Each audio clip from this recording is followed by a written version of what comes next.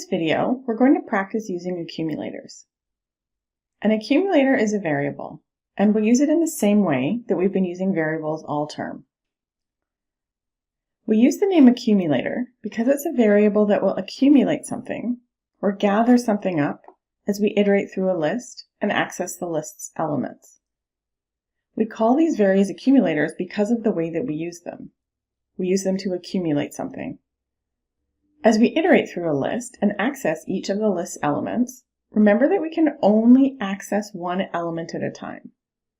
Since we can only access one element at a time, if we need to know anything about previous elements, we need to store that information in an accumulator. For example, if we were iterating through a list of numbers and wanted to calculate the sum of all the numbers, we would need to store the sum of all the numbers we've already accessed. That way, when we're accessing the current element in the list, we can make progress towards our goal by adding the current number to the sum. Or perhaps we have a list of strings, maybe strings that represent course names, and we want to know how many courses in the list are computer science courses. When we're accessing one element, or one string in the list, all we know is whether that string is a computer science course. In order to track how many we've seen in total, we need to use an accumulator. The number of accumulators that you'll need when you're designing a function that takes a list as input varies. Sometimes you won't need an accumulator at all. Sometimes you'll need one accumulator. Sometimes you'll need more than one accumulator. We include one accumulator in the template as a reminder that you may need one, but you can delete it if you don't need an accumulator, and you can add more accumulators to your template if necessary. Let's look at how we initialize and use an accumulator. Here's the beginning of a function design for a function that takes a list of numbers, in this case a list of floats, and returns the sum of all numbers in the list. So far we have a stub, including signature and purpose, and some examples. I'll run to make sure we don't have any errors, and we don't. And the next step is the template step. Because this function takes a list of floats, I can comment out or delete my stub now that I've run my examples, and I'll copy the template from list of float. I need to write the note about where the template is from.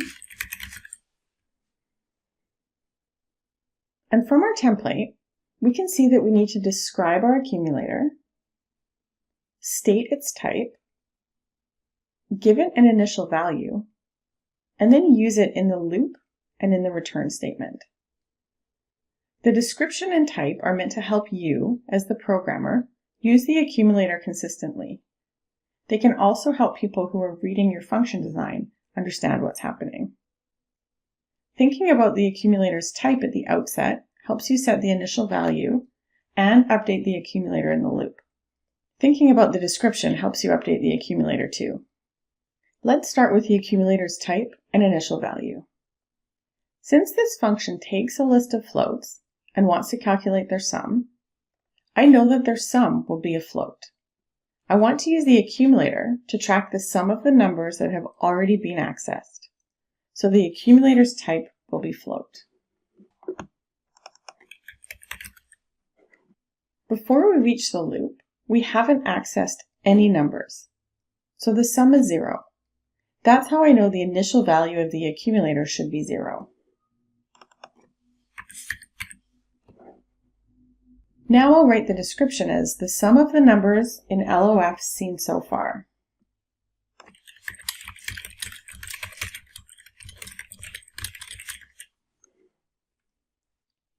And by seen so far, I mean already accessed when the function is executing. The seen so far is important, as we want to describe what the accumulator represents at any point of the function's execution. This description is accurate whether we've accessed 0 elements in the list, some elements in the list, or all the elements in the list. Now I need to think about how to update the accumulator as I access each element in the loop. The description and type are meant to be helpful here, so reread them if you're feeling stuck. You may also find that you need to edit the description or type as you work on the rest of the function design. and as your understanding of how you want to use the accumulator becomes more clear. In my template, I see that I have F, the current float in the list, and the current value of the accumulator that I might want to do something with. And I have acc equals, implying that I might need to update my accumulator. Indeed, I do need to update my accumulator. And my description is helpful here because it reminds me that the accumulator contains the sum of the numbers in LOF seen so far. Actually, and I should fix that and be explicit and write acc contains. So acc contains the sum of the numbers in LOF seen so far. So it contains the sum of the numbers in the list that we've already accessed. We are currently accessing F. So we need to add F, the current number, to the current value of the accumulator and assign that to the accumulator. So the accumulator now contains its previous value plus the current value. Now we'll update the return value. We see the return ... acc tells us that we might need to do something to the accumulator before we get our final answer. In this case, the accumulator already contains the sum once we've reached the end of the list, and we can simply return its value. Let's run our tests and see if they're passing now. And they are. This example demonstrated a common use of an accumulator to accumulate a result as we iterate through a list and access each element. Let's look at another example. In this example, we'll design a function that takes a list of floats as input and returns the largest number in the list. I'll start by pasting in the beginning of this function design. Okay, now we have a stub including signature and purpose and examples for a function that takes a list of floats and returns the largest number in the list. Let's run our tests to make sure we don't have any syntax errors. And then we can move to the template phase. Comment out, or by now I can just delete the stub since I've used it to run my examples. Copy the template.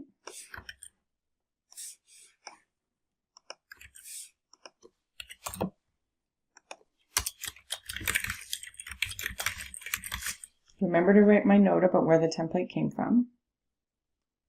And then now we can work on the description, the type, the initial value of the accumulator, as well as updating it in the loop and using it in the return statement. Let's first think about the type. We have a list of floats. We need to find the largest number in that list and return it. So we'll use our accumulator to store that largest number, and therefore its type needs to be float. I'm going to go to the description next. For the description, we can say acc contains the largest number in LOF seen so far.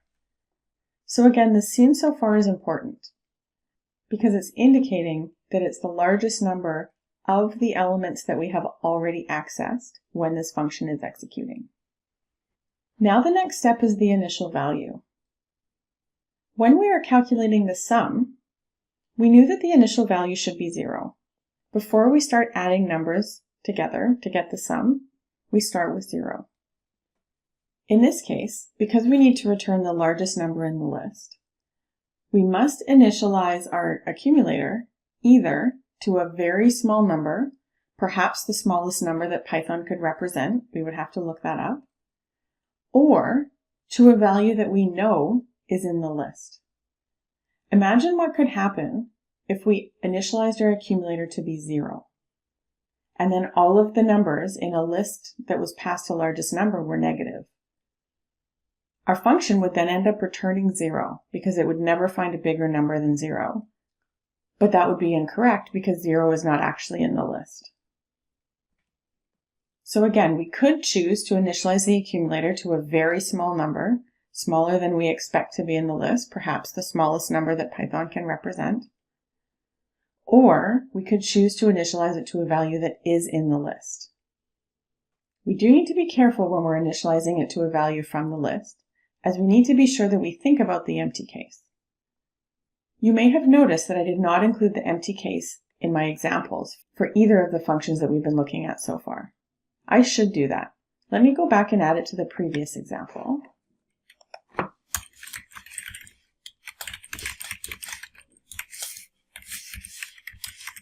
And make sure that it works as expected.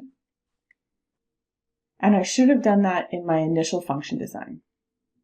As you know, when we learned about lists, we changed the recipe to include that we always need an empty test.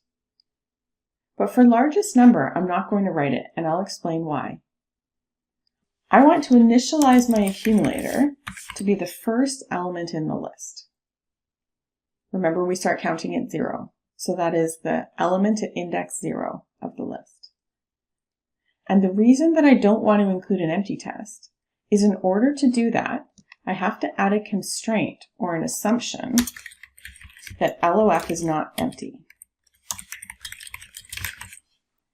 If it was empty, there would be no elements in the list, and we would get an error when we tried to access that first element. The reason this works is because we're setting our accumulator to be an element from the list, in this case the first element from the list, and it's possible that that may be the largest number. So if we go through the entire list, don't find anything bigger, at the end if we return the value that's in our accumulator, it is indeed the biggest number in the list. If we go through the list and we do find something bigger, then we'll update our accumulator and we'll still have the right answer at the end. Let's now think about what to do in the update. Again, our template shows us that we have the current element, the current float, f, and the current value of the accumulator to work with, and that we might want to update the value of the accumulator. So what we need to do is check here if the current value is bigger than the accumulator, so we've found a larger number, then we do want to update the accumulator because f is now the largest number that we've seen so far.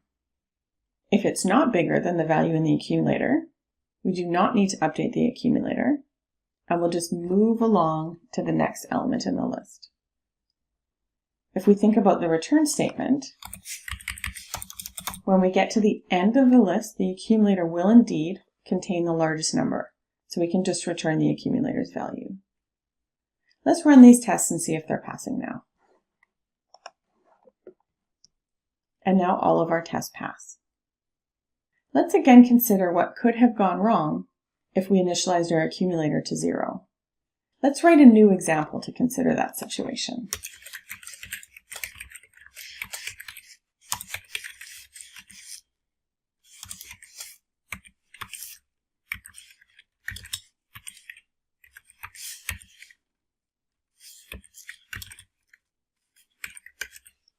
If we call largest number with a list that contains all negative values, in this case, for the example on line 20, we know that minus 1.2 is the largest number.